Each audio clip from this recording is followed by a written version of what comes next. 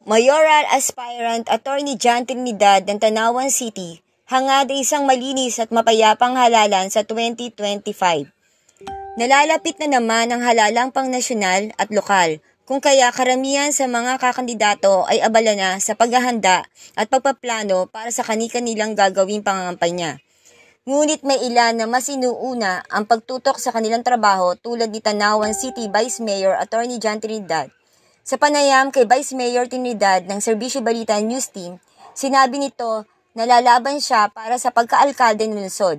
Inamin ni Trinidad na mabigat ang kanyang magiging laban dahil bukod sa incumbent ang makakatunggali, may iba pa na mas higit na mas maraming pera kaysa sa kanya.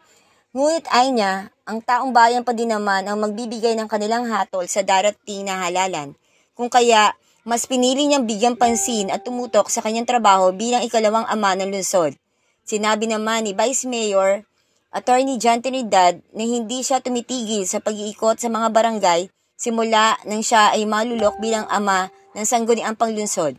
Dahil niya, isa sa kanyang tungkulin ay ang magkaroon ng palagi ang konsultasyon sa bawat komunidad upang sa ganon ay nalalaman niya ang mga pangangailangan ng bawat komunidad at kung ano pang mga serbisyo na maaari niyang maibigay sa mga mamamayan. Idinagdag pa ng Vice Alcalde na tuloy pa din siya sa pagpunta sa mga patay upang makidalamhati sa mga naulila at pati na din sa makapagbigay ng tulong sa mga ito.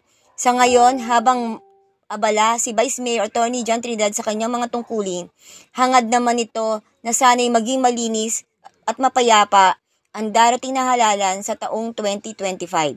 Ito po sila Arnie Barairo, nag-uulat para sa Serbisyo Balita.